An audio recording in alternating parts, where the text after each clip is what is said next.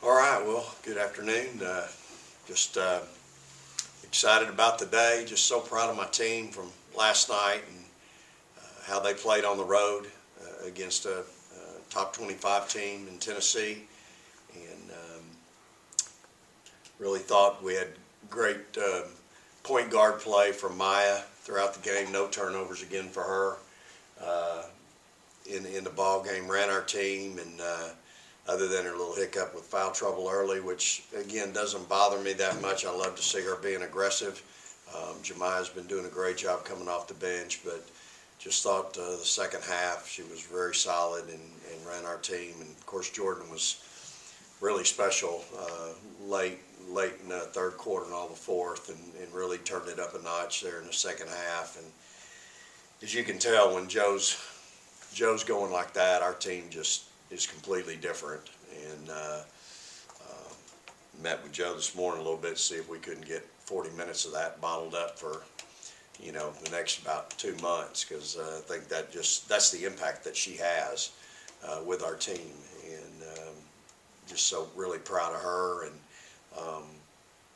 Rickea obviously had another active night. I'm really proud of her. She had 9 rebounds last night, 5 offensive. So getting her to rebound, she watched a little bit of film with me the night before and watched how Anriel's motor just constantly ran, and she went to the boards extremely hard. So Myah came off the bench obviously and had a tremendous game for us, and in Jessica's absence with foul trouble a little bit, and so went toe to toe with the best rebounding team in the conference and got out rebounded by 1.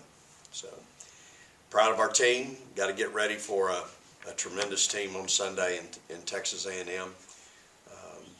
Got one of the premier players in all of college basketball in Carter, and of course you're dealing with a 6-time Hall of Fame coach and a tremendous staff. They've had a whole week to get ready for us. So we'll, I think Coach is doing one of his best jobs that he's done. He's lost Kennedy for I think the last 5 games, and man, they haven't missed a beat. And I think you got to give the rest of that team a lot of credit, because they've really stepped up and really played well. And I think the thing you notice about them is defensively they are really good, and they've done a tremendous job of coaching those kids and getting them to play defensively like they want them to play, and they're doing a great job. And so I think the team as a whole has really shown what they're capable of doing when Kennedy was out, and I know she'll be back for us on Sunday, and that's a really hard group to defend. They have so many weapons. It's why they were picked to win the league, and they have so many weapons to choose from, and you focus on one and somebody else can get you. And their 3-4 is really really a hard tandem to deal with here lately without Kennedy. And of course, when Kennedy's on the floor, now it really makes it difficult. Wilson's back, and she's just like Chloe. She gets more and more confidence with every game, coming off of her ACL from a year ago. And I think their point guard, Schaefer, is just doing a tremendous job running their club. So we got our hands full. I mean, they've been in the top 10 throughout the year, and we've got a couple days here to get ready for them. I expect us to have a great crowd Sunday at noon. Got to go to early church. Can't go to the late service, because we're going to need you here at 12 noon and make it a great environment. I'll take questions for players. Start with Dan. Rickea, Coach mentioned breaking down kind of some film of Anriel last year. I guess, first of all, what did that do for you, and what did you kind of take from it? And on the second part of it, I guess, what have you kind of taken from the beginning of the year, your rebounding, to now? How much do you feel like you've kind of grown in that department? Coming in, I always watch how hard Anriel played. Like, she just has an endless motor, and I just thought to myself, like, this girl never gets tired, and that's something that I want to do.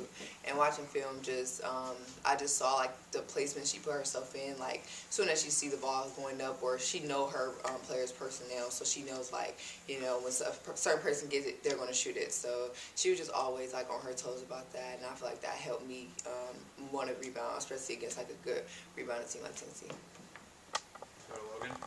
Jordan, offensively last night, it was a slow start for you, but you, like Coach said, you really came on in that second half. What was different for you in that second half? I just had to really push through to just keep playing hard. Coach Schaefer was talking about that we weren't playing hard in the first half, so we really made it a focus to play hard that second half. And defense really gets me going on offense, so I just try to focus on on the defense at the end. Go to Danny P. Rickea, when you see Jordan giving effort as a veteran that's been around a while, what's that do for you and some of the younger players in the program? It makes me happy that I know I can always count on Jordan to just come through no matter what. Even if she has a bad quarter, she always come through in the end and help us get the victory. Come over, Ben.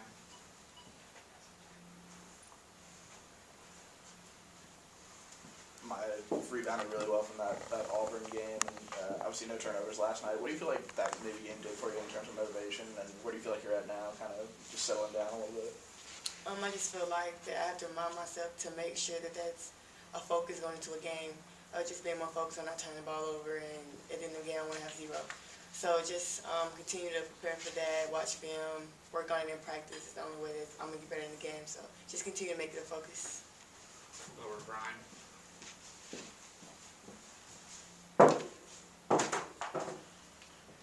Jordan, obviously you've played in a ton of big games here, and these last 2 years being on a veteran team. Are you surprised at how well this team, being as young as it is, has responded in road environments? I am a little bit surprised, but I mean, it's demanded every day in practice from our coaches, so it's expected in the games as well. We practice that, and Coach Schaefer gets us prepared for any type of environment, and we're used to big crowds, so not necessarily big crowds going against us, but I'm actually proud of them of how they've been handling themselves and maintaining composure in those road games. Anything else for players? I will excuse them. We'll take questions for Coach. Good job.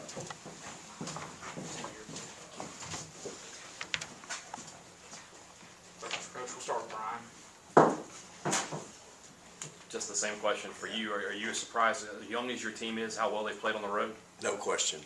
I mean, to be where we are right now at 21-3 with this group and the schedule we've played and some of the places that we've had to play, I couldn't be more proud of them. I think a lot of credit not only goes to our players and to like Jordan and Chloe, who've been in those environments, Andy, but my staff's done a great job in getting these kids ready but to answer the question, quite frankly, yes. I mean, the crowd, the size of the crowd in those types of atmospheres just don't seem to bother, my freshmen. And Myah has played well in her roles as coming off and having to back up Myah. And of course, Rickea, her biggest adjustment was just here at home. Those first couple games, playing in front of 7,000 to 8,000. I think once she's settled in, it doesn't matter where we're at. She's ready to go and just plays the game at an incredible level. And so, proud of this group, really. I thought a lot about that last night as we were flying home, about how this team is trying to grow up a little bit. And it seems like every game on the road we kind of take a little bit of a step in the right direction. Yeah. Vic, you mentioned Kennedy. Obviously, she's been out, but when she is on the floor, what kind of difference maker does she make, and how does that change with obviously her being injured? Do you just prepare in the sense that you expect her to be on the floor? Yeah, I don't think there's any question she's going to play, and I think she's been out now for 3 weeks or more with a sprained ankle, so I'm pretty sure she's going to be back 110%. And you're talking about one of the best players in her game, and right now, and it's an explosive player. I mean, I got to coach her this summer in the Pan American Games and saw it every day. I mean, the kid is just explosive. She's explosive off the bounce. She scores at all 3 levels. Can score at the rim, mid-range, and from 3. And I just, you have to really pay a lot of attention to her. And then when you do that, they've just got so many pieces, and they're veteran pieces. And so you start focusing on that, next thing you know, they're crushing you on the boards at the 3, 4, and 5, or Wells is burying something from 3 or taking you off the bounce. India is just she's another NRL type player and with a great skill set and so and then they've got the big 5 player inside that can hurt you as well in Johnson. So and I just like I said, I think their point guard, they're getting great point guard play right now from Chambria. So again, it's why they were picked to win the league, and nothing's changed. That's that same personnel's there. It's a veteran group, and they're being coached by a tremendous staff. And again, the thing that impresses me is defensively. They're just, to me, they're much improved and much better defensively, and I know Coach is pleased with that improvement as well. Hogan. When you found out that you were the first SEC team to beat Tennessee 3 straight times at home, did that hold some significance to you? You have to stand in that building and look up in the rafters to see the history of our game. Certainly the tradition there as far as what's happened in years past is important. I think of Louisiana Tech and the history of the game at La Tech back when Leon Barmore was there and how good those teams were, and Pat, Coach Summit, in the time that she was there, and just how dominating that program had been over the years. And it also teaches you a little bit about how fleeting it can be. We're experiencing a pretty good run right now here at Mississippi State, and you just can't take it for granted. Not that that's happened there. I'm just making a comment. You just can't take things for granted because the game has changed. Programs, universities are now invested in the women's game. Back in the day, you had just a handful: Texas, Tennessee, Stephen F. Austin, Texas Tech. This is way before you guys' time. But that's who was vested in women's basketball. You could throw Stanford in there. And so there was just a handful of teams that were really invested. And you can add Auburn and Georgia, La Tech. And so now there's so many people that are invested. But to answer your question, to stand in that arena and to look up in the rafters and see all the history and the tradition of a Tennessee, and to know that, we went empty for 36 straight, and then to be where we are now, again, it's very humbling. It's really humbling. And again, just so much credit goes to our players and my staff for persevering and knowing that it can be done, believing in a vision, believing in a blueprint, and then executing that blueprint to the point where we are now, where we've been able to go in there and have that success against, again, it doesn't change. It's still a difficult place to play. Great players, All-Americans, McDonald's All-Americans up and down that sideline, and yet, and now they've got Coach Harper Jolly, who's just a tremendous coach and going to do a great job there. And so, really humbling, to be honest with you. I stood there at shoot-around and looked up there and looked at the history, and it's incredible. So I'm really proud, for sure. Anything else? We'll go over to Danny.